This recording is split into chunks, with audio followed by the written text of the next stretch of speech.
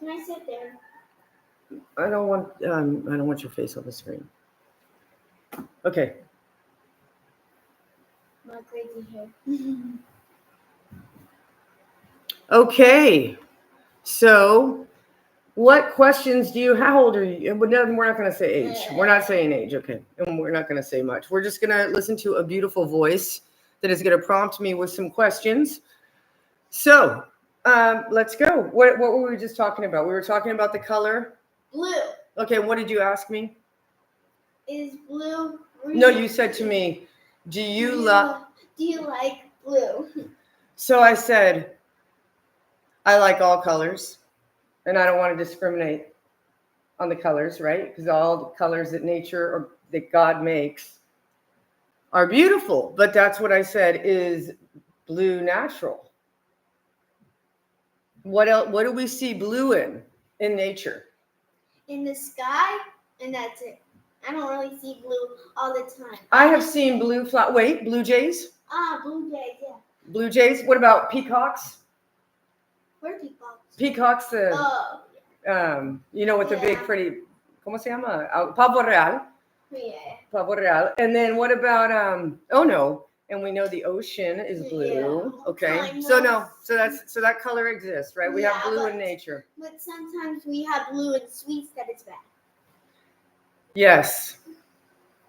Because the reason that I've been suspect of blue is because maybe you've heard or you haven't that lahaina, allegedly, I didn't stay close to this whole story, but lahaina, Hawaii, you remember, honey, when they had there was a horrible fire and the famous people lived nearby and they didn't help the people, like Oprah Winfrey and these really famous people with a lot of money. Okay, you may not remember this, but anyway, there was a big, terrible fire where supposedly 1,000 children are missing. I don't know if that's true or not, but it's terrible to even think about. The community spoke up that like the firemen didn't come to put the fire out and the cars were melted. And the whole point is the only thing that did not get burnt were the things that were blue. That's weird. So, right. So the only things that were not damaged, like a whole, like we just looked at that city scene and you said that looked like Bogota. Remember just now? Okay. Yep. Imagine that there were just a couple of roofs that were blue. When we were flying into Bogota this last time, there were blue roofs.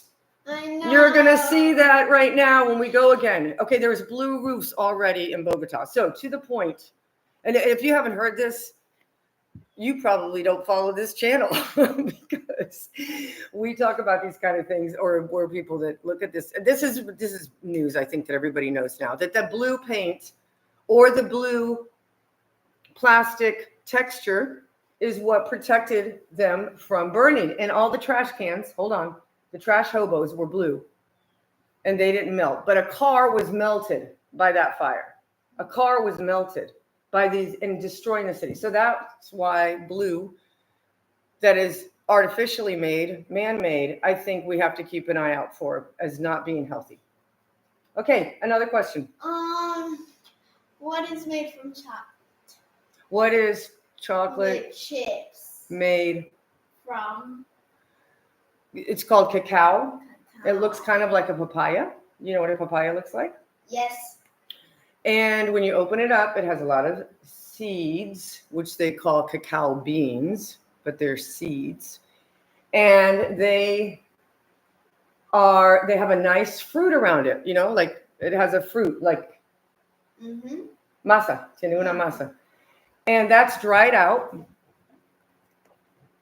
Okay, so they don't want the fruit, which is the yummy part, and I've eaten it. It's like gooey. It's sweet. It's sweetish. It's not super sweet, but it's nice. It's got a very subtle, lovely taste, very different than what you would associate chocolate with.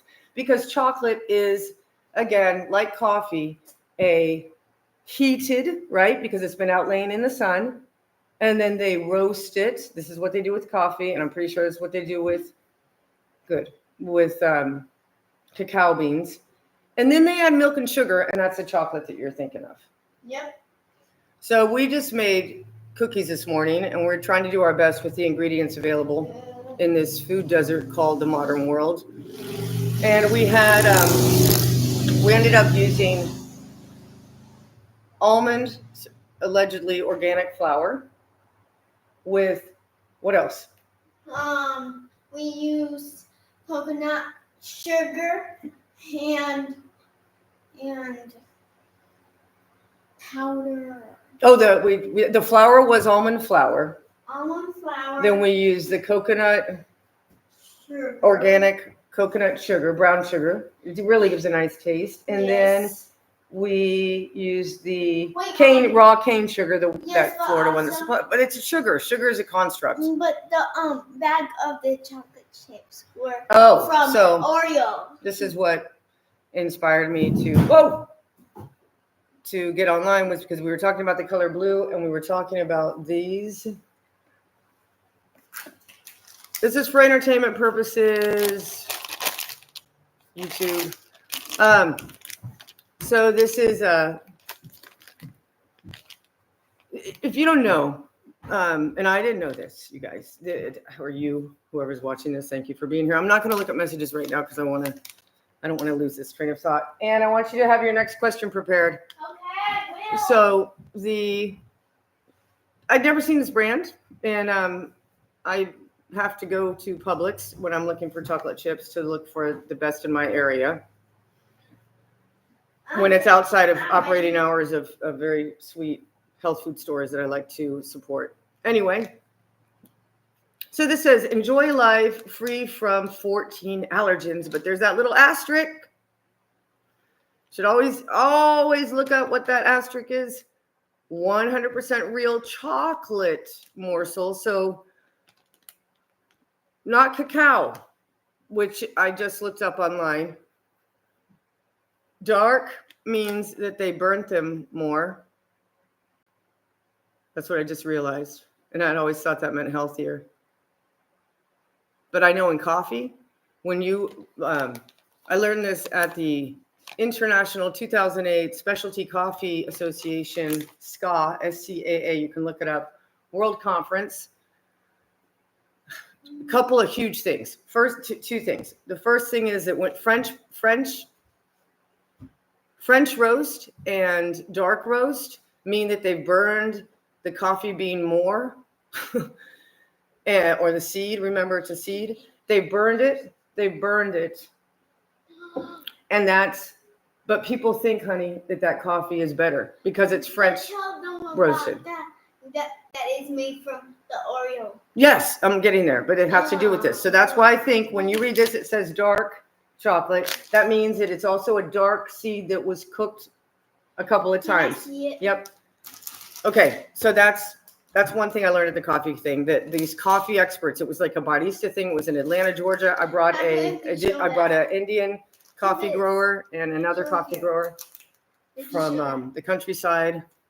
Show this for Yeah. So, and the second thing I learned was that there is more caffeine in a brewed cup of coffee as opposed to an espresso, which I had always thought, those little espresso cups of coffee that they make, and it's more. Also, Mommy, I want to tell you something.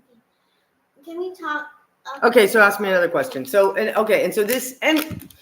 I looked up the FDA words.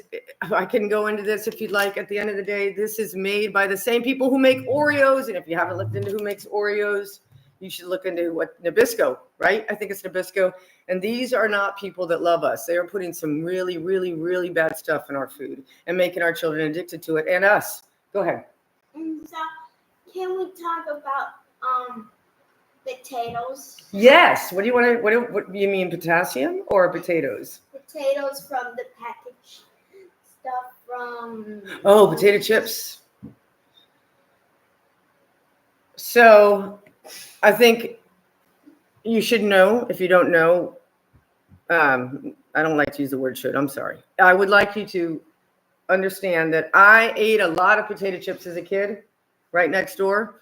I grew up eating a bunch of, grandma would buy like 12 bags of Doritos, Cheetos, and just like buy it every time she went to the store. I ate 2 or 3 a day. It was awful. Okay, but now they're much worse. They're much, much, much worse. They're putting more chemicals in them. And Their father he told me like 15 years ago in Colombia that a friend of his had just invested in a potato chip factory in Medellin, Colombia. And I didn't even, at that point, I wasn't eating packaged chips and stuff, and I know they're bad, but what he told me was incredible. He was like, it was sick, the amount of chemicals that went on this potato chip, that it wasn't even a potato chip, and there was like not even barely a potato there that they used. It was just like this conglomeration of chemicals. And I always remembered that, and I just reminded her of that today. I'm like, so yeah, so that's the potato chip story. Good job. That was excellent, honey. So, okay, what's the next question? Perfect. You're out. You're off the screen. That was great. What's your next question? About What did we see on our way to your dance class? We see chemtrails. Okay, we saw chemtrails. What else have we seen on your way to dance class? And I pointed out they're coming out of the chimneys. It's clouds. And those clouds were from? Sulfide. No. Phosphates. Yes. So phosphates. What are phosphates? They're the base of a lot of really bad things in our food. And they are the basis of all metals, in my opinion.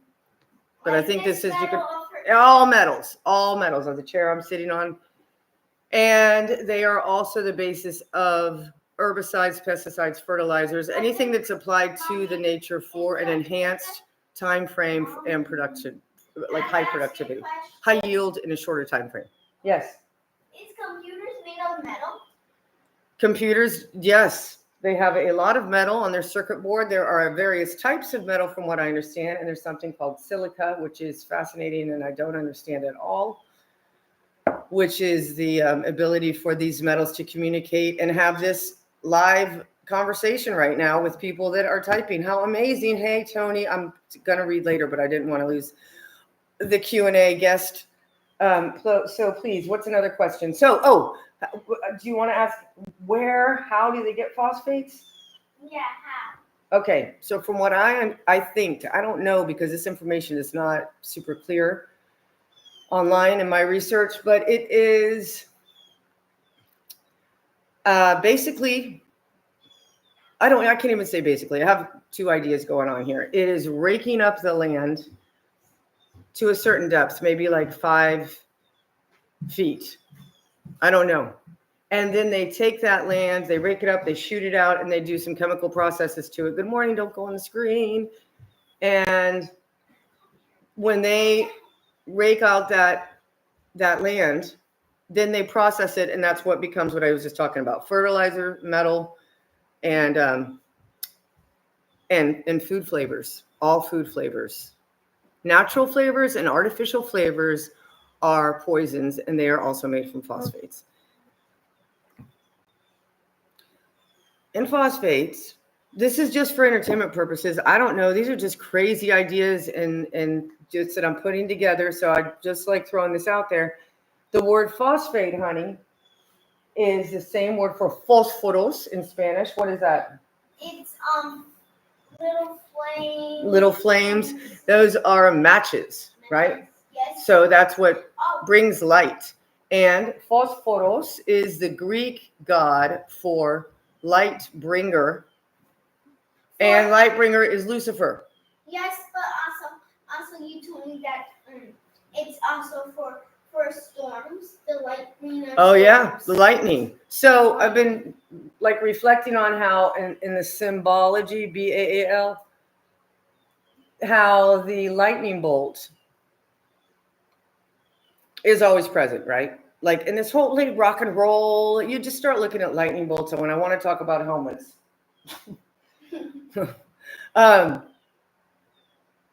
and so, yeah, I don't think it's that far of a stretch if you're into any of this esoterica myth stuff and alchemy or any of this, you know that the lightning bolt is part of this light bringer aspect. And I'm understanding that it happens from the ground up, right?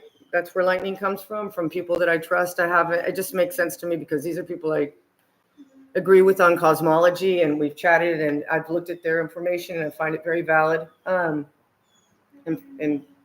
coherent, which is my goal, and every day. So, lightning.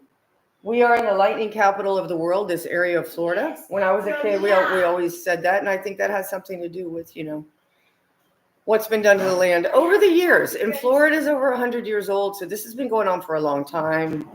And things are growing here lovely. The grass is growing beautifully in the summer. We have a lot of growth. You can just ride down the highway and you can see how beautiful the trees just keep growing.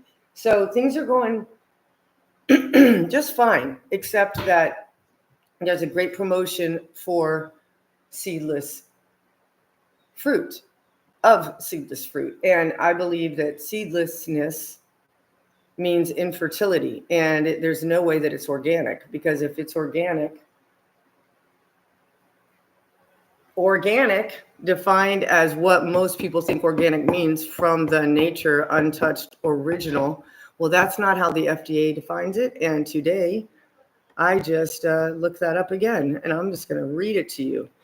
The FDA definition of organic, because again, as we speak, we think everyone understands it, but this is the problem in the world, that they're casting spells and they're controlling us with vocabulary and words. So here it is. The term organic, when applied to food in the United States, is defined and regulated by the USDA Agricultural Marketing Service. How about that? It's the marketing service. I actually visited them just in Winter Haven the other day when my car was in the shop. Yeah, we'll talk about that in a minute. Let me get this organic thing out of the way. Okay. Because we're still on camera. That'll be the next thing, okay? Let me just, Why you're in that thing? because I'm defining what organic means, what people think organic means, and what the government and what the sticker on the food means, and what's the difference. Okay. Can I color? Yes. The term organic, when applied to food in the U.S., is defined and regulated, again, by the USDA Agricultural Marketing Service. Let me tell you, that's a lot in those words. Through the National Organic Program, which is the NOP. If you didn't know, we have a National Organic Program. I bet there's a lot of people making a lot of money there. The USDA.gov sets standards for how agricultural products are grown and processed to be labeled as organic, focusing on factors like soil quality, pest and weed control, and animal raising practices. Okay, so that was the most bland position that the organic could have. Go ahead. When you have the gaseosa place. Yes, all sodas are made from phosphates. Oh, what? The Coca-Cola place, when you go there, it smells terrible. So we take the girls to classes in our county, and it is near one of the bad Coca-Cola. And I feel sad for the people that live right by it. I mean, it smells so badly. It smells it smells terrible. And there's a, what's the joke with the one? There's a logo of some kind of a. Logo that's one drop of orange juice in the orange juice. Like you could interpret it as, oh, this is a juice factory. Like they're squeezing the fruit and they're making a wonderful juice. But my daughter said it, which is so funny. She's like, no, Mom, it means that there's just one drop of juice in the entire drink.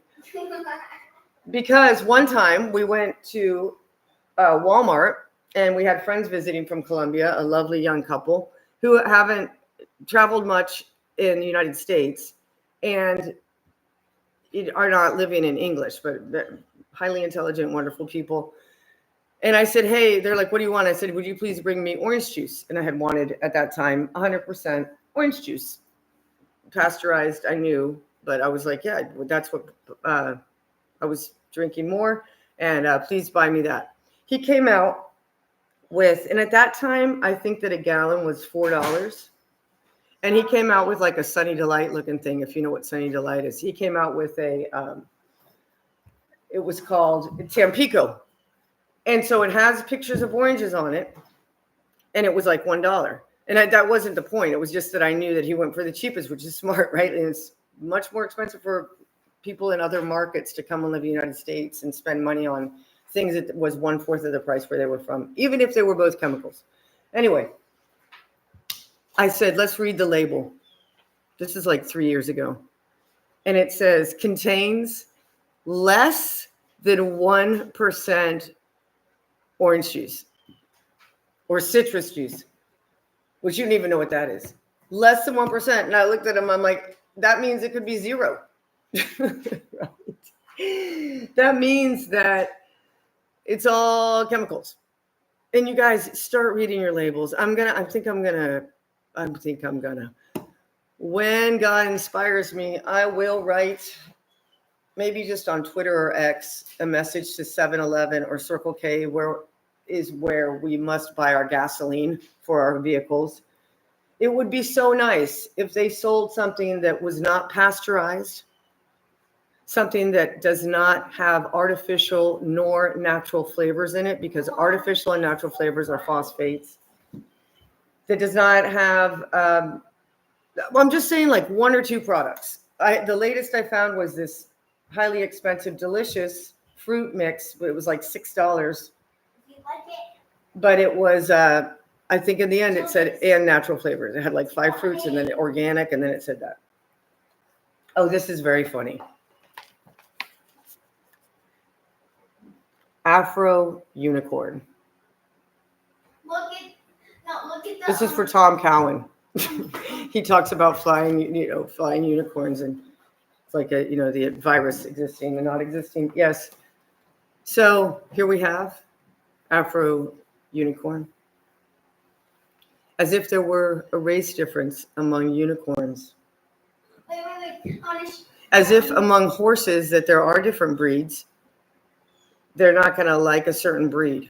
Let me tell you, that's not true, because horses enjoy goats as their best friends, or a little pig. And we've had over the years. Rainbows. There's the rainbow one. Okay, so rainbows. Okay, so purple is not on the spectrum, but then when did rainbows start becoming part of the lore? The lore, right? Well, it's in Genesis, and I question the writing of Genesis and the timing, because even among the construct, all Bible people that I have respected will say that Job was the oldest book. Here, show them these colors, Mommy, of the rainbow.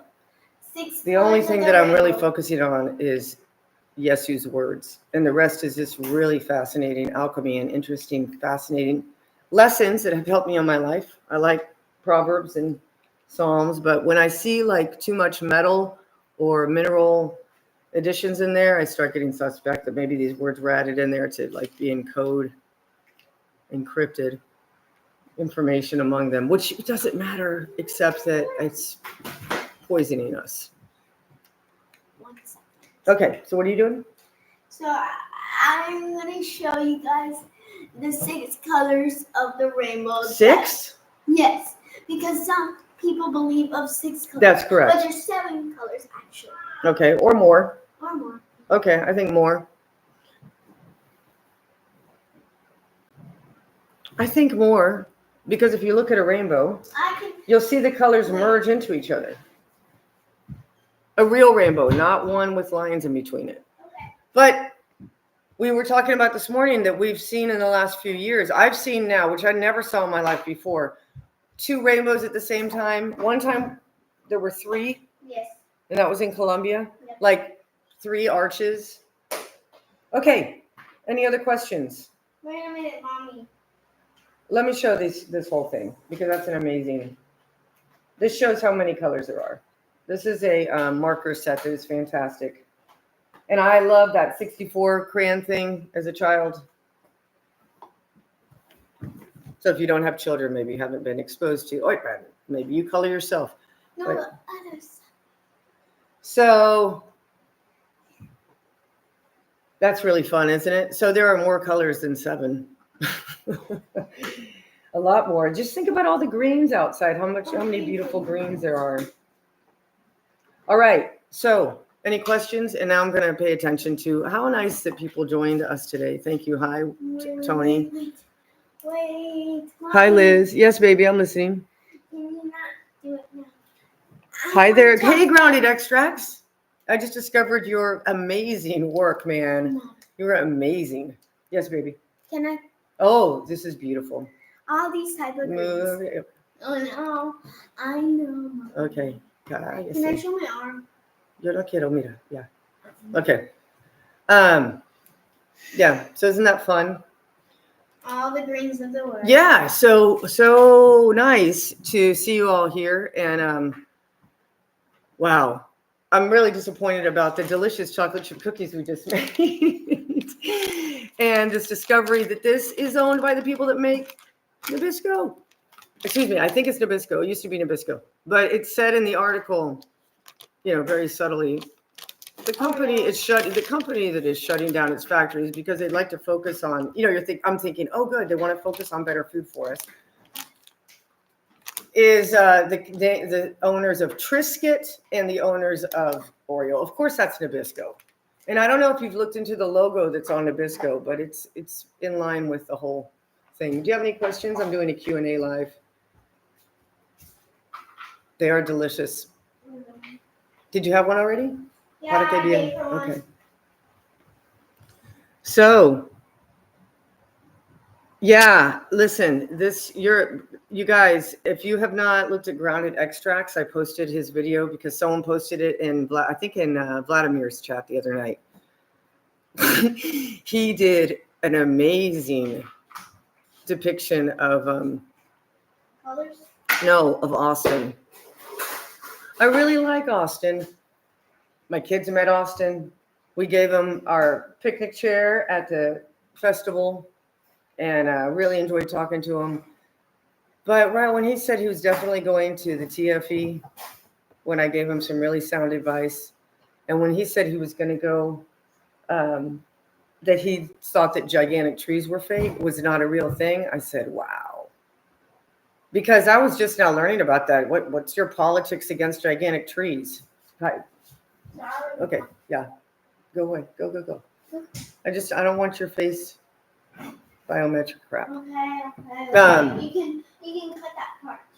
It's live right now. It's okay. Everything's fine. So yeah. And I learned so much from Austin. I also was suspect of the static electricity. Is anyone else suspect of static electricity? I shall go to the chat now. Tony DeWitt, hello. Good morning, good afternoon. Hi, Liz. Love it. The Iron Maiden. I am very, very intrigued because I'm into iron. I've declared now that I believe that the Himalayas pink salt is pink because of the iron content.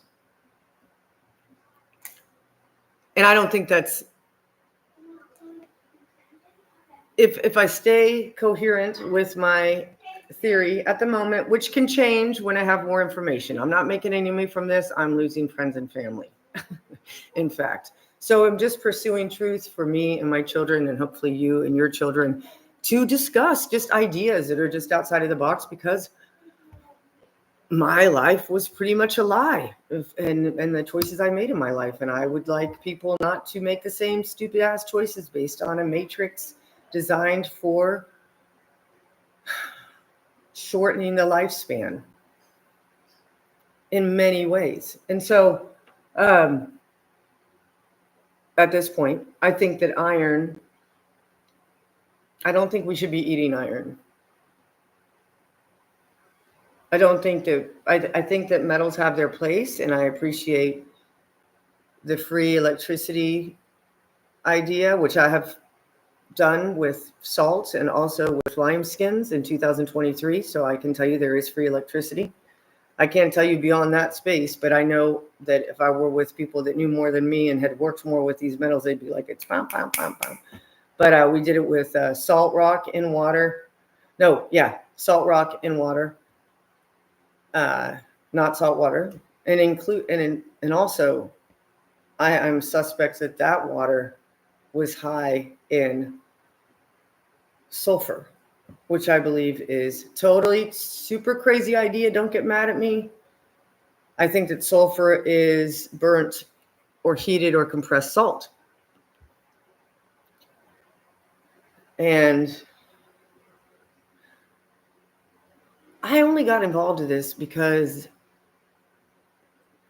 I learned that they put fluoride in the salt, in the table salt in Colombia, and it's endorsed by the government.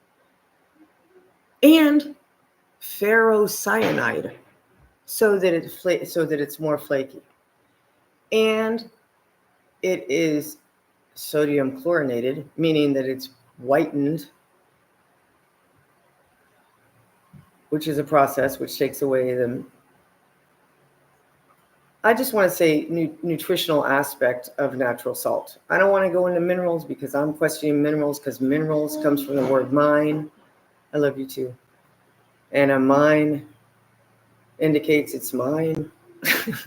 And who deposited the minerals? Why are they called mineral deposits? So I know that that's like crazy talk, but this is what my mind is about all the time. I'm always thinking about this.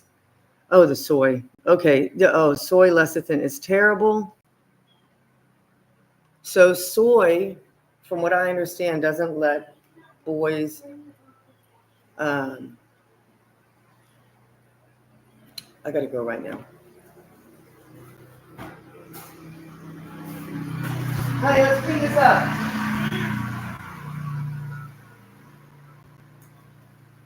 Are you still on you? Okay, you. Not bad. No, she's just loving being a ham. Okay. So yeah, so from what I understand, boys who eat soy, their voices don't drop. Yeah. So men's voices are higher now because their parents gave them a lot of packaged food. And that may also affect their testicular area as well of maturing. And that's why you hear that term soy boy. So that's just awful. I mean, that's why I bought these, because I didn't want soy. And when I looked up today, it's so fascinating on AI Google, and it says typically, like if I stopped reading, it said if you have, it says this are the ingredients. This is what made me buy it. And I was so happy. Free from 14 allergens. And they put free from wheat, peanuts, tree nuts, dairy, casein, soy, egg, sesame, mustard, lupin, added sulfites, fish, sulfites and sulfur, remember, burnt salt, shellfish, crustaceans. Okay, so here we go.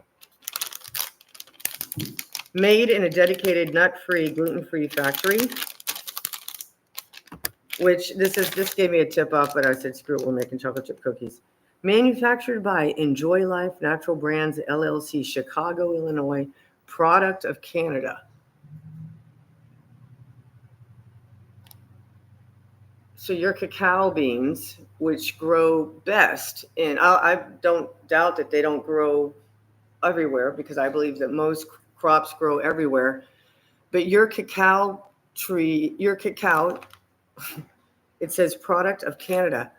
So those that cacao came from a tropical area, I'm 95% sure, and went into Canada to sell in the United States under a Chicago company. Like what? Why? And how come this is the only chocolate chips available?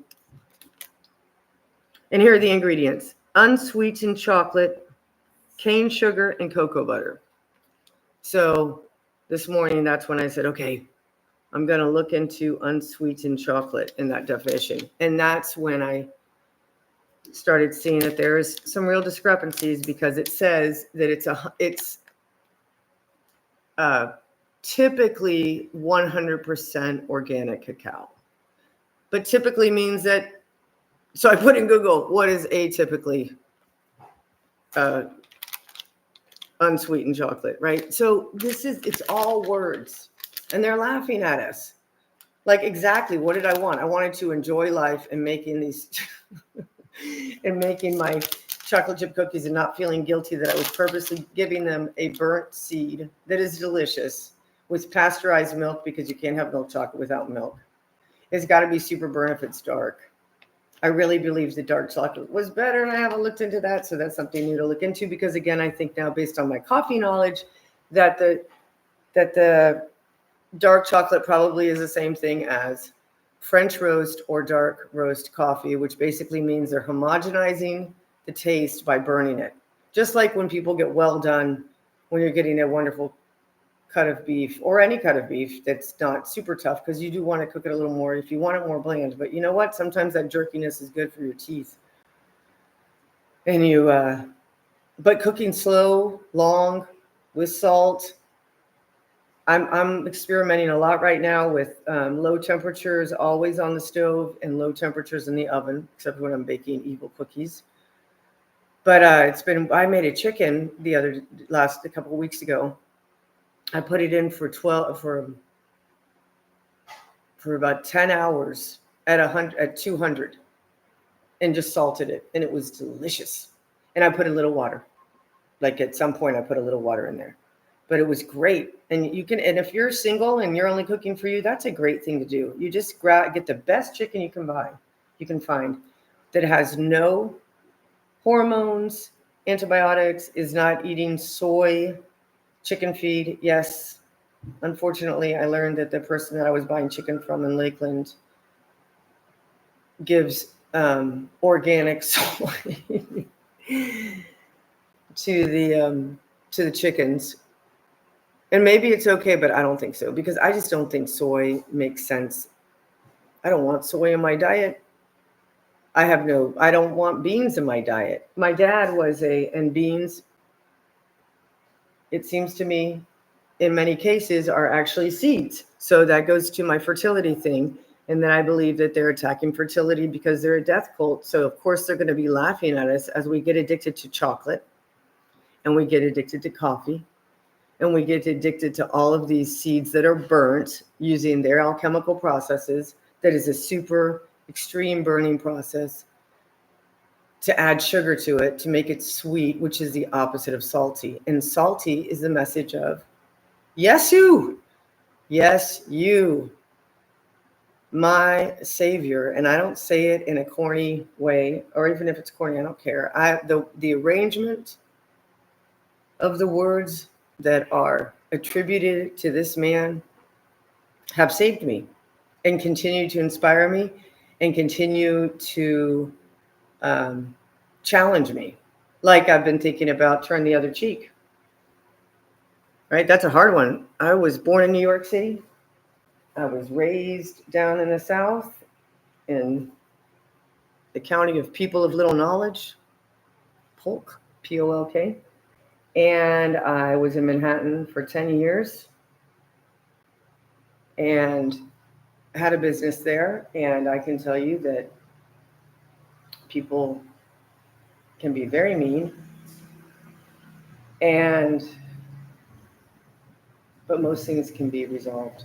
Okay, I think someone's visiting me. I gotta go. Hey, thank you for joining me. Okay, no, I'm not gonna go. I'm gonna clean up. I don't want to be visited right now. I wanted to just keep talking. Oh boy. Go, go, go, go, go.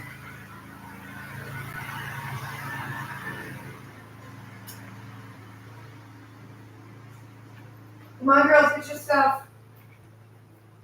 Put your school stuff, your new stuff away. Over on the whole school desk.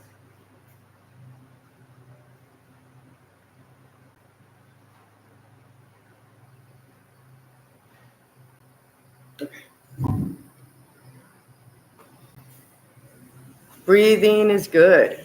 Breathing is good. So, Disneyland, California, Lord Racer. Well, I worked at the Magic Kingdom in the 80s and early 90s, I worked in Pinocchio's restaurant. I started in the kitchen, and then I was moved into a cash register position, which is basically like being a McDonald's checkout girl, but that was like the 80s. And so it was really cool to learn that whole industrialized food process that is pretty gross looking back, but fascinating. And I love the costumes. And I don't know if you know, but probably this crowd does, that the Magic Kingdom of Florida is built on the 3rd floor.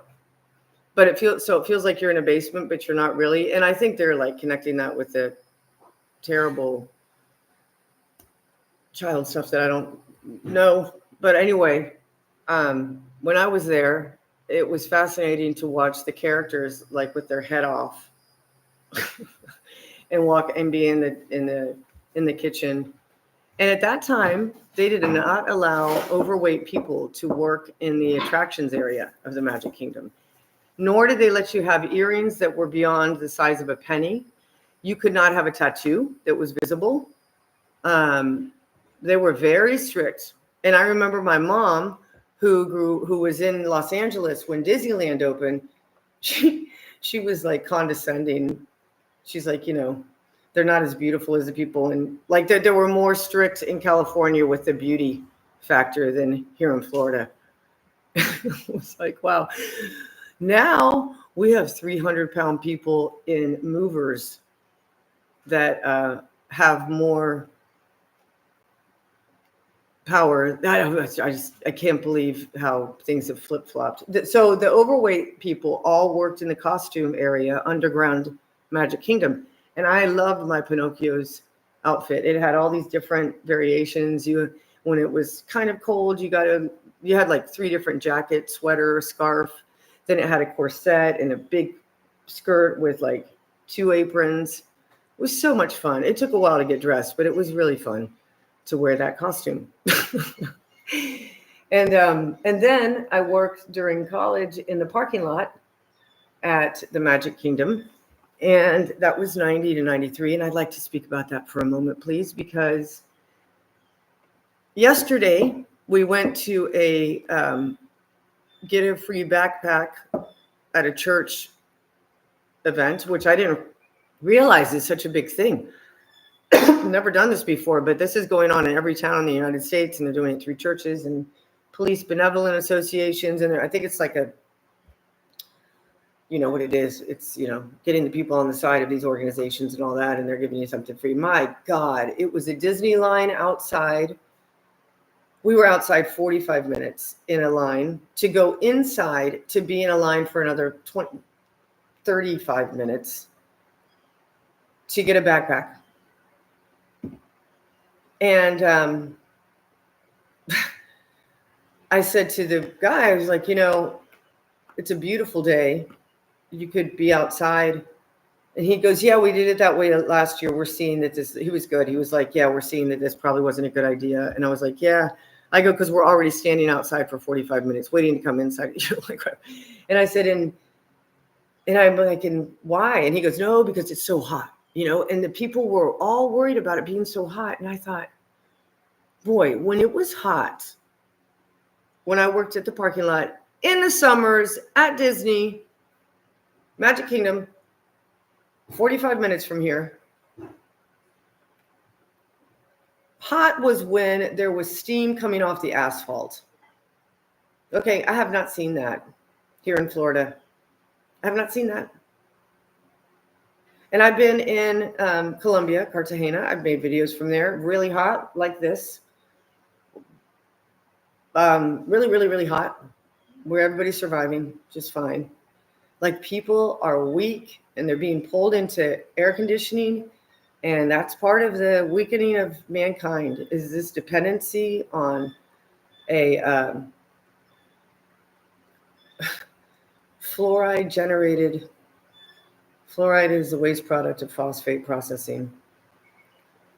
And it seems to me from talking to people who work in the industry and researching myself that the cooling element for refrigerators and air conditioning is fluoride. And okay, no big deal. But really, because I travel and the best experiences are when they're in the nature, like sitting at a cafe in a pretty city outside, having a glass of wine, sitting outside, smoking a cigarette, or somebody's got a cigar nearby, or there's bringing out really nice food, and there's just beautiful old Tartarian buildings to look at and people to watch and just hang out, and there's no time concern because your day is dedicated to this. That's a nice little thing about city life, but it's generally outside, I would strongly say, or around a bonfire, which is outside, but I mean cold weather. But I would say we like good weather. And so if they control the weather, it makes sense for them to control our air and to make us scared of the weather, because I just saw on Esoterica a very convincing narrative about Baal, that Baal, B-A-A-L, Satan, evil, was actually revered originally, and this person said because he should be, exalted again, because Baal was who brought the rains and made the land fertile when they had so many months of drought, etc. I'm like, hey, it's the same script over and over. They control the weather, they control the production, they control the chemicals that are put into the ground, they control the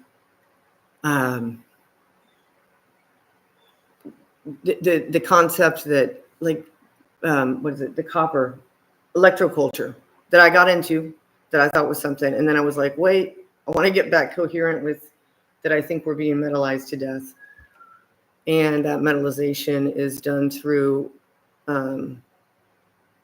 the basis of that, the foundation of that is a periodic table of elements, which I believe is a man-made ingredient list for our men and women's, children's, and nature's extinction.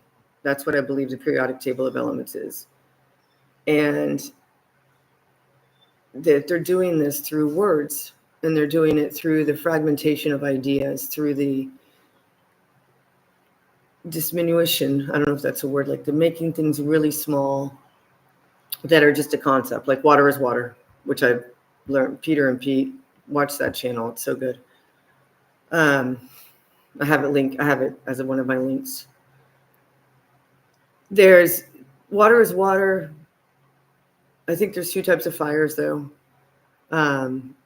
There's air, and what is wind, right? What is wind? And Jesus, I refers to wind, I think, when he's talking about a person that's been touched by God, touched by the good, that knows the truth, that the kingdom of heaven is within us. That's Luke chapter 17. I encourage you to take a look at it. It's beautiful. It's when the people that killed Jesus asked him, so if you're the Messiah, when is the kingdom of heaven coming? I did a podcast on this, but it's worth mentioning again. And he said, it is not something that you can say, there it is, here it is. It is invisible, and it is either within us, it is amongst us, or it is in the midst of us. And I read that in 3 languages and 4 versions in English. And it's just really a beautiful reminder that Yesu's message was that we each have the kingdom of God within us, meaning we have heaven within us. We make our situations. We make our situations, each of us. And that's what he was trying to share. And I believe that he also was sharing the secret of salt. And there's really, for me, no need to look beyond other books, which I was kind of obsessed with for a while. This is good. Like just the contemplation on turning the other cheek. I think that turning the other cheek is brilliant. I never thought of it this way until just recently, in the last few weeks. As I was getting to earlier, sorry. But turning the other cheek can be interpreted as, okay, I'm leaving. Got it. And Jesus refers to shaking off your boots and moving on. When you've given people a chance, when you've given them information and they don't want to listen, okay, just move on. Right. Because what other choice do you have? What other choice is there? You're going to fight to get them to listen to you? No. So you have to turn the other cheek. But turning the other cheek can also mean I'm going to look for a new strategy. I'm going to come at this from another way. But I don't have to poke you in the eye. We don't have to get physical about your disinterest in examining this topic, right? And moving on. I mean, that's another theme aside from rebuking, curing, and teaching. He is talking about moving on when you're not, when you're around those that don't subscribe to truth, which is natural law. And I believe that natural law is logic because it's something we can all observe. It's repetitive. It's you guys know, observable, repetitive, and real. It's something that we can others can observe, and they will also say, and it could be a child to any age person in any race, any color, any whatever, and or even the squirrel understands that the water lays flat and it's not moving. Okay, maybe the squirrel doesn't understand that, but the point being that the squirrel instinctively knows how the water is going to behave. And I'm not going to go there. I'm wrong on that, but of where I was going. But my point is that there's natural law, which is logic, and the word logic in Greek is logos, and in the Bible, John 1:1, whatever you want to believe, this collection of words has really inspired me. In the beginning was the word, and the word for word is logos in Greek, and logos, again, logic, natural law being truth. So in the beginning was truth, or natural law, or logic, and God, truth, natural law, logic, good, God, good and God natural law was with God, which is good, right? So it's the word God, good, God, it's, I think, the same word. And then the third thought in that verse is the truth was God. So if you put all that together, and there's other instances in the Bible where Jesus doesn't say that he's the Messiah. He talks about, they ask him if he's the Messiah, and he says, that's what you say. So he's telling us that we have the power within us. And I want to just encourage you to enjoy that thought, because it's working for me in step by step, little steps, sticking with a plan, testing myself, controlling my impulses at times, and breathing. Okay, good breathing thing that I had forgot about, and I learned it at a conference, and I just saw it on a video the other day. You hold one nostril, bring it in, exhale from the other. Inhale, exhale. It's wonderful. It's relaxing. It requires concentration. And that little bit of concentration, in my case, and according to this really cool, I can't remember his name, but I've posted the video. It's really good about this kind of thing, like talking to yourself in situations where you're with people that can trigger old mindsets, and it's important not to indulge in that. And so the way to stop those habits is by these kind of breathing things. And he also talks about, this idea of people who want to win an argument. Like I could be competitive, but I'm not.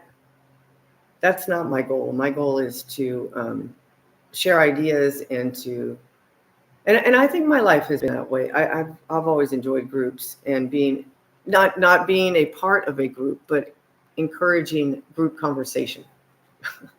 Let me be clear there. I think that association and organization of people under a representative is the beginning and end of individualism. And we've got a real problem with that. And I don't even like to use the word sheep mentality because I am watching the sheep that my friends have, and I don't know much, but I think they're hiding a lot about the good in the sheep. And there's a narrow door, and that narrow door is discipline. And that's why, yes, you had disciples. There were people who were disciplined. And I think that it's a muscle and it's wonderful. And I've found in my life being disciplined in a giving yourself a break, but like just being disciplined in big strokes. Like, I'm not going to lie. I am going to fight my urge to white lie right now. I'm just going to keep my mouth shut and not say anything, because that's like turning the other cheek. Like, okay, you going to do it again? But what happens is,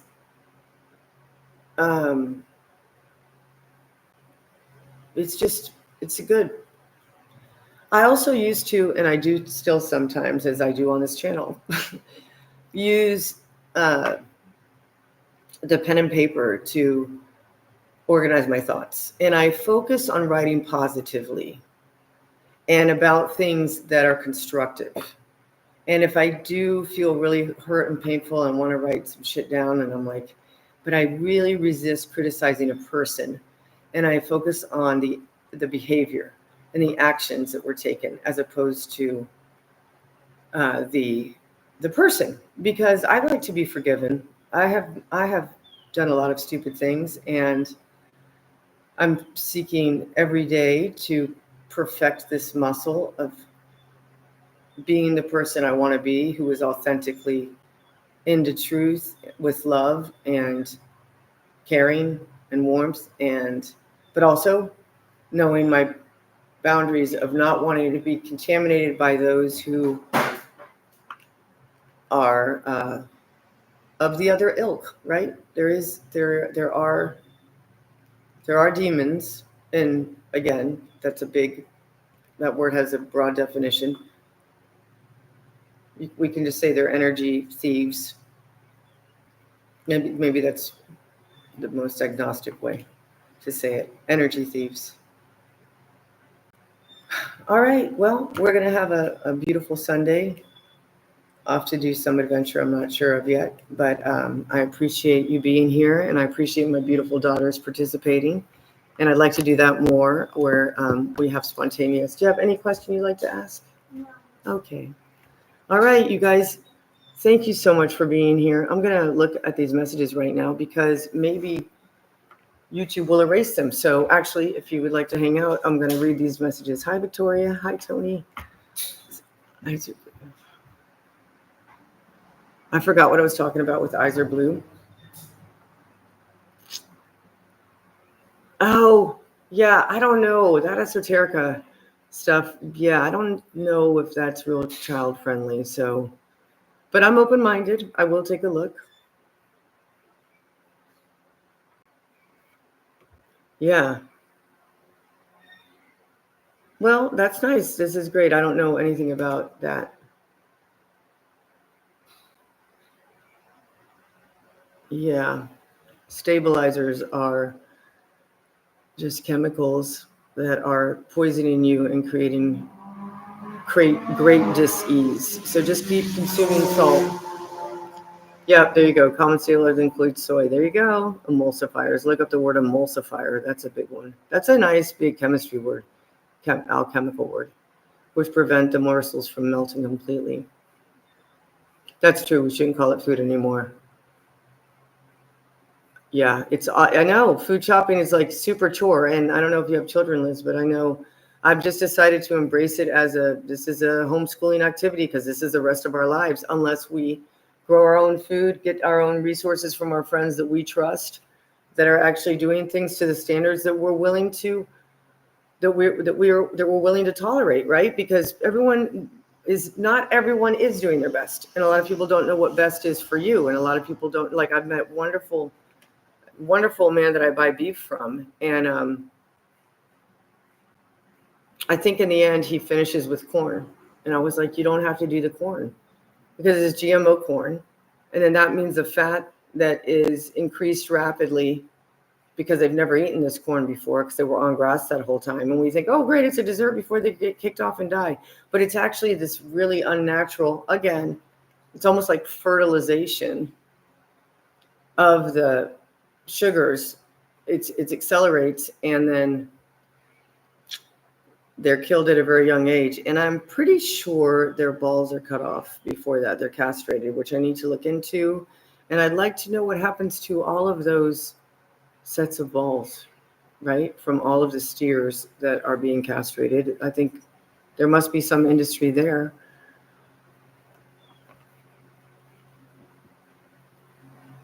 Yeah, that potato chip, that's a really big story. Oh, grounding effects, wonderful.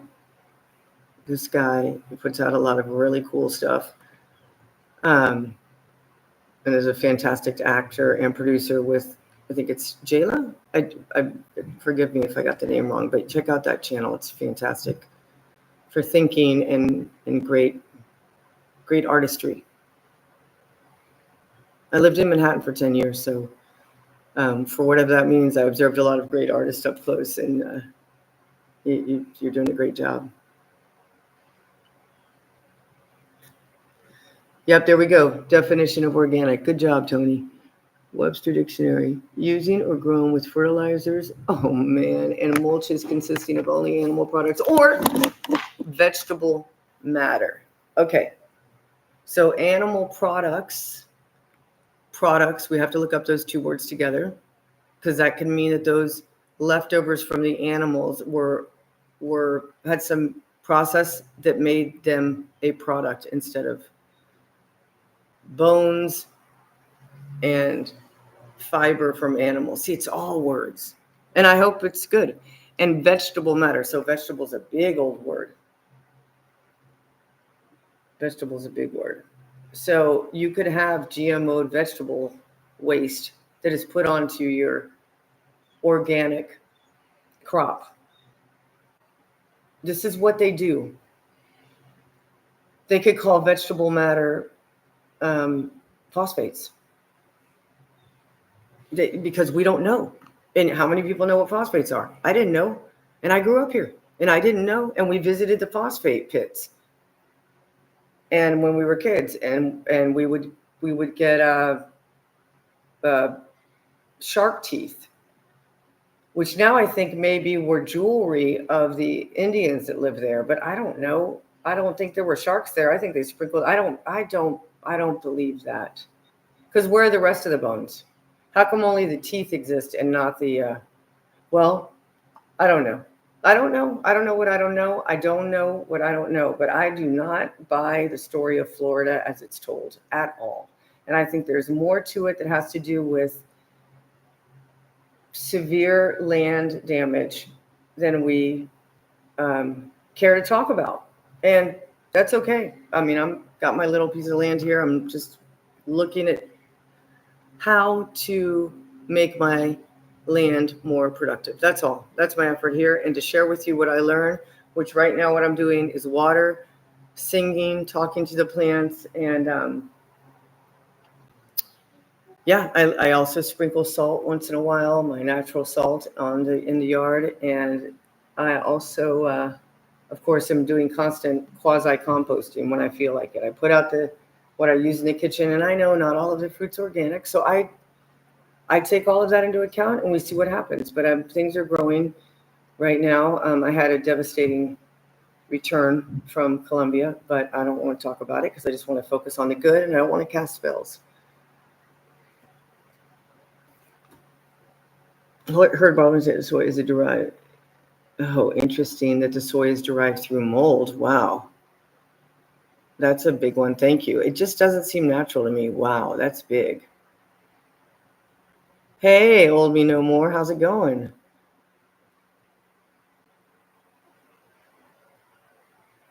Oh, your daughter's a lifeguard. So okay, so she knows in California. At least she must be a badass, beautiful, badass black girl, right? I mean, I don't know, but I mean, you're a handsome man, like that can go out there and save people. That's beautiful.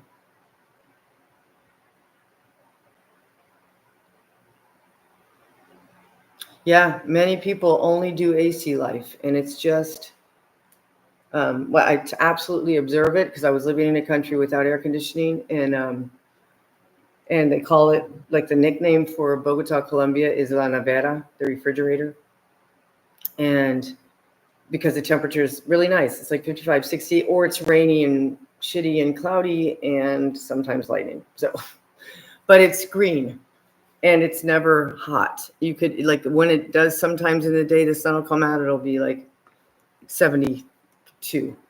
So it's interesting. It's like a fall rainy Seattle is what I imagine. I've never been to Seattle, but that's from the movie. So maybe I'm wrong and it's all fake. But I've talked to people from there, and it's at altitude. It's at a mile and a half above sea level.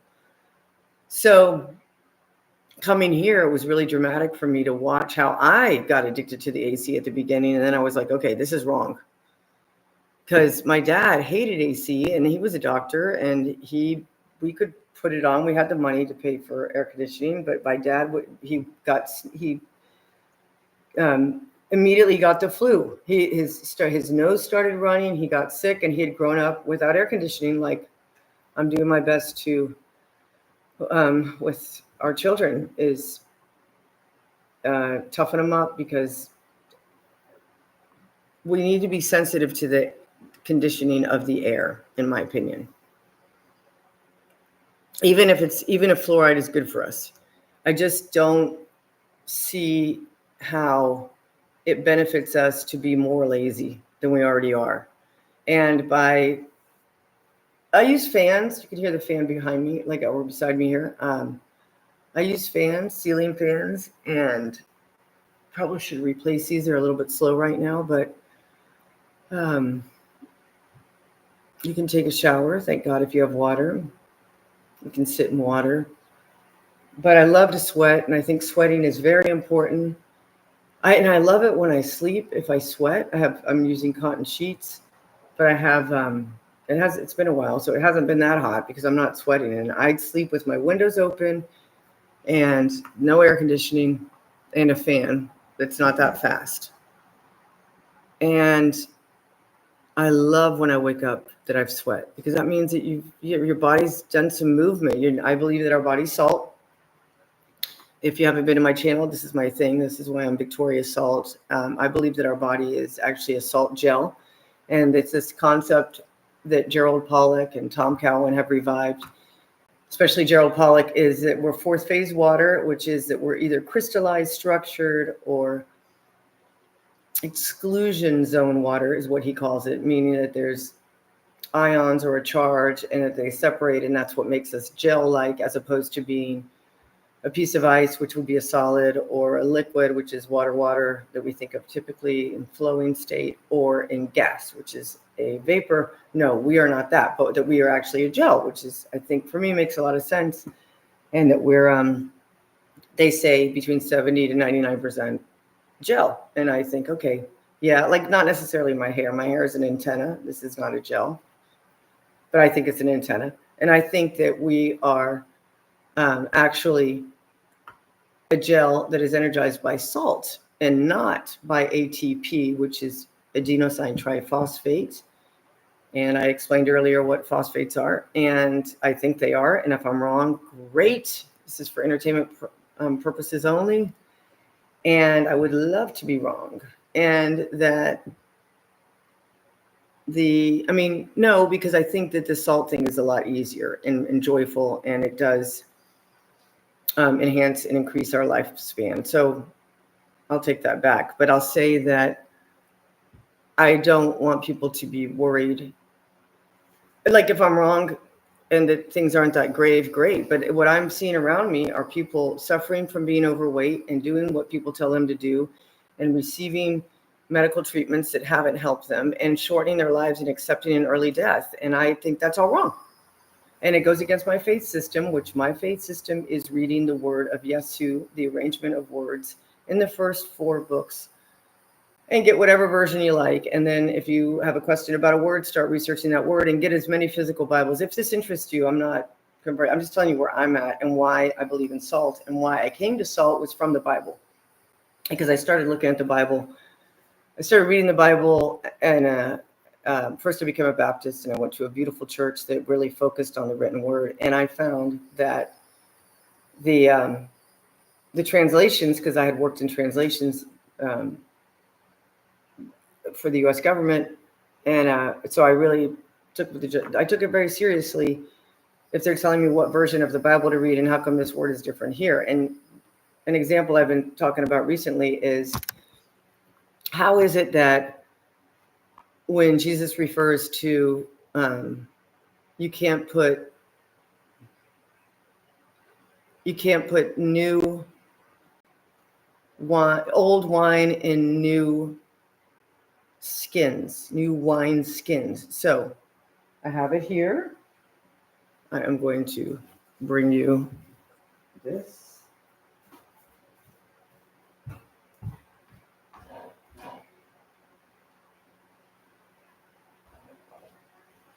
I just bought this in Colombia. Okay, so this has got plastic on it. So this is what they call a bota, or a boot. And this is when I was a kid, and my dad, we went out to the land to work the land, which I was really like the lemonade girl. Like, the boys, my brothers and my dad, worked hard with machetes on a Sunday like today in this heat, and would go and machete down trails. And we had cattle, and I remember wild boars were something to be careful of, but they didn't bother us. I never saw them. It was they weren't fun on those Sundays. It was serious, but I tell you, we learned a lot, and my brothers did. Anyway, my dad would wear this, and he'd wear his hat from Colombia, the what they call sombrero volteado, which is like the curved hat with the stripes from Colombia. It's very typical. And then he'd have in here whatever he had. He wasn't an alcoholic drinker, so whatever, maybe the lemonade I made. So I was contemplating that Bible verse recently in Colombia, and I bought this because I thought, I want to start. This is so terrible. They make it now with plastic inside, so I've got to cut this plastic out. And it still has this plastic top, but I want to see how the leather expands or doesn't with a fermented fruit juice in it. So, but the Bible verse is, to my point of watching out for Bible versions or translations, it is, do not put old wine in new wine skins, okay? Because so presumably it will, and vice versa, I believe, and it will expand and break, or it won't work. I don't know, and that wasn't the point of all of this. My point is that they changed that word from wineskins. In the King James Version, it says bottles. And glass is man-made. And so the man-made means that it doesn't transform, it doesn't change with different materials inside it. We all know about glass. I mean, it's affected by heat, and if you knock it over by friction, maybe, but right? But glass does not, it's not going to expand. So that whole entire parable or whatever metaphor is lost by having changed the word to bottles. And that's what you have to watch out for when you read these wisdom books, because they're hiding alchemical and other knowledge behind words. Of course, because that's how we communicate. But we just need to be more, I feel, investigative in understanding, because this is how they cast spells. This is what is done. I've been going to local churches here, and another example is how they'll weave in things, right? We were talking about earlier, it was on a podcast earlier, about the amount of, I think it was on old me, you were talking about we were talking about the weaving in of bullshit versus the weaving in of truth. And so the First Baptist church that I went to that I love so much, just amazing, dynamic pastors. And they were anti-vax. This is for entertainment purposes. They were anti-mask, but they let people do what they want to do. But he talked about it in the sermon and on the radio. So I was very impressed by that boldness. But he also continued to push things like Chick-fil-A and Kentucky Fried Chicken and eating, shit packaged Oreo cookies. And every event was full of terrible food. And he was overweight. And most of the, not most, but 50% of the congregation overweight, like 4% extremely overweight, lovely, amazing people. But that's when I was like, whoa, why would you? I was really into the Bible and I was reading about nutrition and salt and I was getting into my salt stuff. And I was like, why would you promote this shitty food? And then there would be like just dropped in there a NASA crap. Scientists say, and so this is what they do. You'll get a lot of really, really good stuff, and you've just got to always be on the watch for the bullshit, because that's what I believed in. And what happens is they say, we just get comfortable with accepting what feels comfortable because of the air conditioning and the food and everything's in reach distance, and I can watch this Netflix show and just turn off my brain, and it's so entertaining. I did that for most of my life, so I know. But I just want to share with you that I think that most people here know this. Like, it's so much better having even interaction like this than being fed the programming, and just. Amen that YouTube is allowing this. This is a beautiful Sunday for me right now. Okay, so I'm continuing reading. Turn the other cheek is big. Yeah. Yeah, it's never the right play to fight. I love that. That's a really good sentence.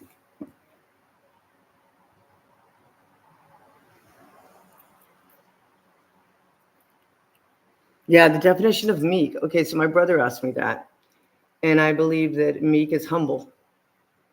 And I think that meek in the Bible and in the Bible is referring to our ability to be like, okay, I could be like that person right now, and I understand his rage that is towards me, but not about me, right? And I'm gonna just turn the other cheek because I would like someone to do that to me when I have freaked out twice. But see how it's only two cheeks? So that's why I think it's like if it was a metaphor based on, okay, it's punched in the face, but still, they were twisting your finger backwards, and the metaphor was it's 10 fingers, right? It's 10 chances. No, but it's like, okay, I'm out of here, right? I'm out of here, or I'm going to do a different strategy. And this isn't working for me. This is not the place I want to be. But it doesn't mean we fight back. That's the idea, is that we don't physically fight. You look super cute. We're going to be heading out. Let me just finish reading these wonderful messages. Hold on, let me finish. I'm almost done. Okay. Honey, will you give me some juice, please? I need to cover these two things. I need to put these in the fridge. Just get a plate. First get the plate before you pick up food. Oh. And put it all in the refrigerator. There you go. Okay, good girl. Okay, that's all of them, right? That's all that's left. Okay, put them in the fridge. Here, wait. Let me show. Look. Let me show it on the screen. Nope. Stand right there. Stand right there. Okay, these are the cookies we made this morning, and they are really delicious, even with the Enjoy Life chocolate morsels. We know now are just another Nabisco product.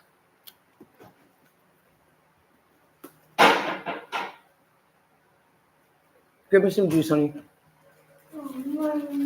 Give me some juice, please. Pull out the picture.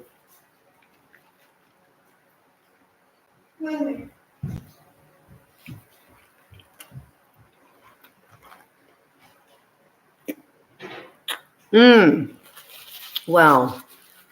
I love that. I don't know about Ben, but I do hope that he recovers. And his best chance is getting out of allopathic, iotogenic medical care. Iatrogenic, look it up. So I like what you said here, Tony. Meek means to me that you need to be a warrior, but choose not to fight. I would say not to fight physically, and yeah, verbally. But stay. I think that people shouldn't be necessarily kept in the dark, but they can think with your silence, right? For me, it's just we got to protect our energy, and I absolutely must protect the physical and emotional energy because I have people in my charge. I am their caretaker, and that's extremely important to me. The energy that's around them and me.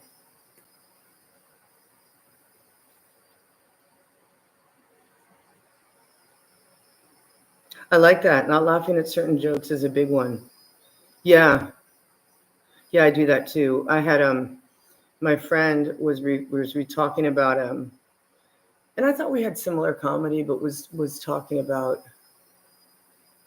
Actually, I think that's a very important point, old me. Like that, you kind of know where you're at with people if their humor is very different, because, and it's not good or bad. It's just like a different. It's like, oh, okay, you think that's funny? Okay, I have a great story. I hope someday Paul will see this. This is really great.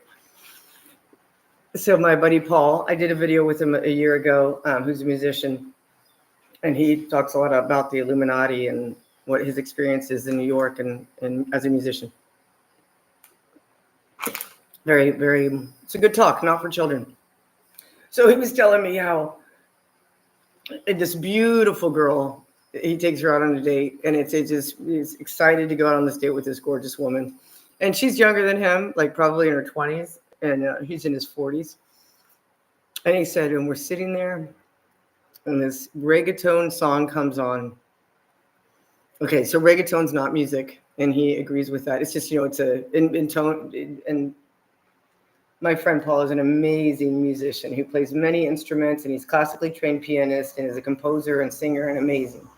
Can handle a jam with all different types of musicians, whatever. And so he really knows music, and he's been a DJ too. So he's like, he looks at the girl and the music's on, and she knows every word to this stupid computer generated noise, and the words are like awful. And he's like, here I am looking at this beautiful woman, and I'm like, check please. Like, you can't, when it's to the extent of like when someone tells a very tasteless joke and laughs and everyone's laughing and you're like, okay, time to get out of here.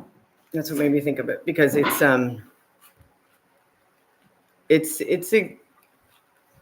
more and more prevalent, right? Or maybe it's not. Maybe by our reactions, because I used to laugh at that stuff and I would be like, ha ha ha, but I'm not going to hang around with it. Now I just don't care. Like I'm happy to talk with you guys and hang out with my children than to be with people that I have to be fake around. I don't want to be fake around anyone. I don't want to be fake. I don't want to be fake. And that doesn't mean I need to be mean. So I'll just keep my mouth shut and we'll move on. Right? We'll move on. Because that's what this channel is for. And that's why the other channels that you all have, that we have, the spaces we go to express right now in the chat, is to express our ideas. We already know that most people can't handle our ideas or the way we think. So that's why we come here, is to express. So that's part of it. And then otherwise, there's no need to interact. But I do, as you probably know, if you've watched this at all, like I do make an effort to talk about crazy new ideas with people in a nice, non-threatening way to open up their mind so that they don't kill their children with injections that have been proven to do so. And this is for entertainment purposes. And I have to say that and remind YouTube that I'm very grateful for being able to communicate here, even though it's controlled.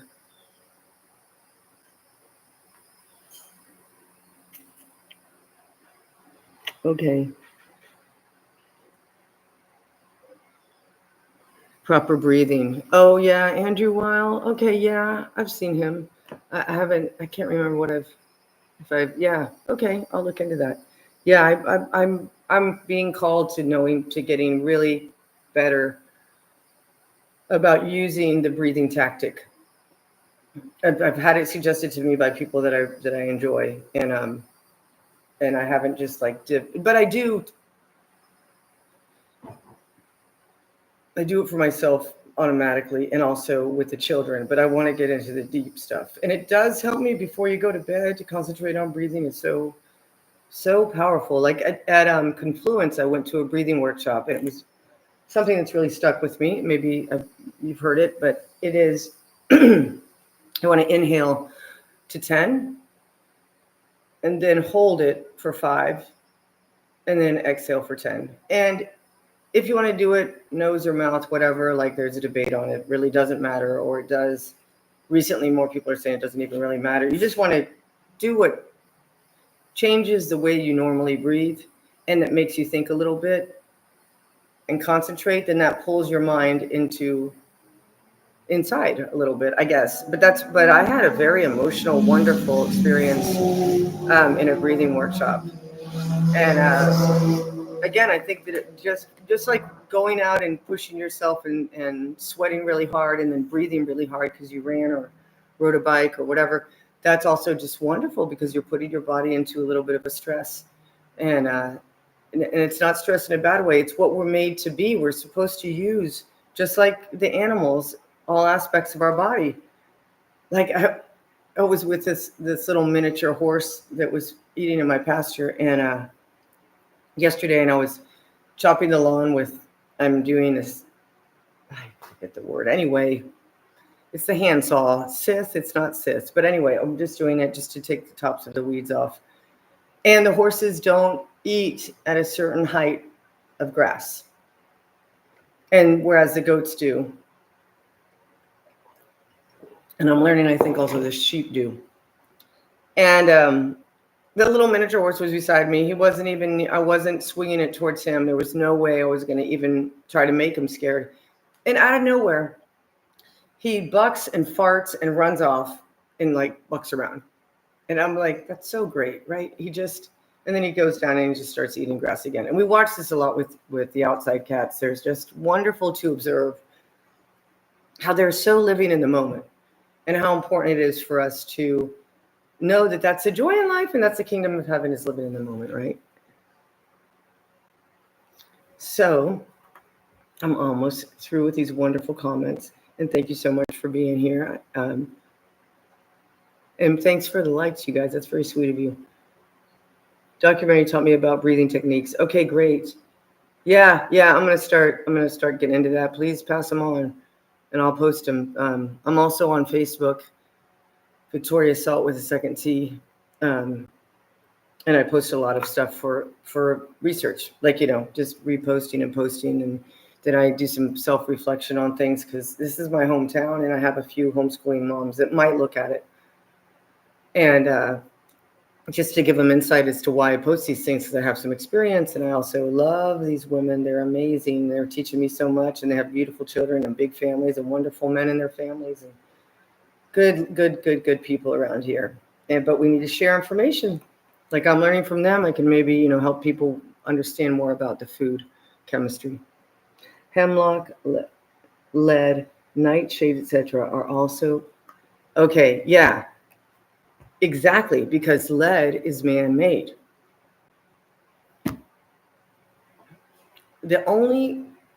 Okay, so this is super crazy. And if I'm wrong, that's great. And the AI keeps changing. So I'm basing this on my research as of about 3 months ago, if that. The latest that I've read about iron. The latest I know about iron, maybe a little more. But basically, I think that iron it's like it's little shards in nature. I found a guy, I think it's called Primitive Man. I need to find it again. Great videos. There's no sound. He's outside in nature barefoot in shorts, and he's like making iron or processing iron or whatever. And he shows how he gets these little flakes, and then how he has to sift it. And then you have to have this clay made kind of chimney thing so that the heat can be at a certain level so that you would even be able to melt that. And it takes so many, it's a big old process. And who's to say that maybe those flakes aren't actually leftover from other chemical processing that they did up the river? And who, you remember that 94 to 96%, I need to change the title on the video, of the Earth's water is actually ocean seawater. So that small leftover percentage is rivers that may be essentially man-made. And that they call that freshwater. And freshwater is defined, the last time I looked on Google, and I have other books here to confirm in the house, but that salt water is defined as 3% more salinity, and fresh water is defined as 1% or less salinity. So that means that all water on Earth has salt in it. Really? That's Okay. Yes, isn't it? Did you hear me? Mm-hmm. So that's why I say that they're adding metals to the water supply is in line with their strategy for extinction, which is in line with their periodic table of elements, which is basically making pure things unpure. Making pure things unpure, Mom, as opposed to, but they'll tell you that they're making, we're leaving, yeah, we're going to see where we go. As opposed to making, what they say is pure things purer. And I say, and others do, that they're making pure things unpure. But they don't know. And a lot of people don't know. And they may think they're doing their God's work. And this is just an invitation to consider ideas and to remember my 4-step theory for longevity and reversal of disease, which is basically reversing the effects of metals in our body, is my position, is my hypothesis. And I'm a new biology practitioner, but I am not a doctor. I'm just giving you my advice that I've been living by, which is consume pure salt daily, whether it's in water or with a lemon in your water. You can even use agave. You just get salt into your life and try to eat less sweets. So salty, because again, I believe that salt is what breaks down the metal. If you take your car to the beach and you leave it there for a week, you will notice that there is a degeneration of the metal in your car. So my theory is that based on a lot of things, I've done a salt rock experiment, I've done proving electricity, like I've learned a lot about this and I researched a lot. I think that the natural antidote to the evil metallization of nature and our bodies and animals' bodies and the entire soil system is salt, pure salt. I think that iodine takes away the electrical property of the salt, but I'm not sure, but it's actually, iodine is 99% seaweed, and seaweed might be what I'm observing maybe in lake lilies and in mushrooms as being the natural way to remove poisons from the lake or the soil. I don't know. That's just a crazy parallel that I just thought of right now. But in any case, I think it takes away the good effects of salt, which is electricity. Stop! If you want to go somewhere, or we're going to stay home and clean. We're going to stay home and clean. I'm happy staying home and clean. I got a lot to do. Okay, so stay quiet. I'm almost done. So number one, stop. Shh. Number one is consuming pure salt in your diet every day. Number two is sun gazing, looking direct. This is not in order, and do the amount you want. But the more you eat chemicals, the more salt you want, to give it that way. With wine, with whiskey, even with whatever, put salt in it. I'm doing it. I'm just trying it with everything. Look at the sun directly. Sun gazing, there's a lot of information on it. You can, okay, let me finish, okay? I'm just giving up the steps. I'm almost done. Looking at the sun, you lose weight, you meditate, you look at the sky, which we need to learn. Stop or go outside or be prepared to stay home when we're going to clean. I have plenty. Right now, I'm ready. Let's go. Let's clean. I'm going to end this. We're going to clean.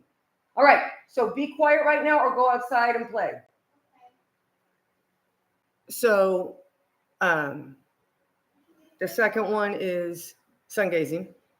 Tons of information on TikTok. You can find all of it, but it really works. My vision has improved. I can do up to 12 minutes. Just try to do it every day. It really, even if you miss a couple of days, try to do it a little bit longer. If you start off with 1 second, don't have sunglasses on, don't have contacts. I'm experimenting right now with wearing one contact. And when I do the sun gazing, I close the eye with the contact in it. And my eyesight is improving. And I have a lower prescription contact because I know I can improve my eyesight back to normal, because the eyesight went because I was looking at a screen too much on Excels for years in New York City. And that's what an optometrist told me back in the 90s when my eyes went doubly worse. So anyway, look into sun gazing. That's the second step. The third is grounding, earthing, walking barefoot on natural earth as much as you can. Your feet get really tough. It's easy. It's not so bad. And it's just makes sense. All the animals want to be barefoot and they also lay in the sun. And these are all things we can verify by looking at nature. We have cows in front of us that choose to lay in the sun and they have shade next door. And the fourth is you can't lie. No white lies, no lying is extremely important, because that takes us out of harmony with nature, because none of the animals nor the trees nor anything lies. It just is. It reacts to what is imposed on it. And so I encourage you to look into these 4 steps. Also consider whey from raw cow's milk. I'm believing now that that's another way that salt is produced into, or a salty-like ionized, wonderful result is whey for our bodies, which I think is another way to extend our lives, because I'm going to 150 years old, and I believe that when Jesus, yes, you talked about eternal life, that it was not a metaphor, and that there is a lot to his words that have been absconded. Okay, people, thank you so much for being here. I hope you have a beautiful Sunday today. We're going to have a great day, or we're going to stay home and clean, depending on their attitude, which is great too, because I love my home and I want to keep it as nice and neat as possible. And thanks, you guys. And I look forward to finding, if you can post the information about the upcoming conferences, I'd love to look into them, because it's so important to be in person. All right. Talk with you later. Thank you. Have a great, beautiful day, and spread truth.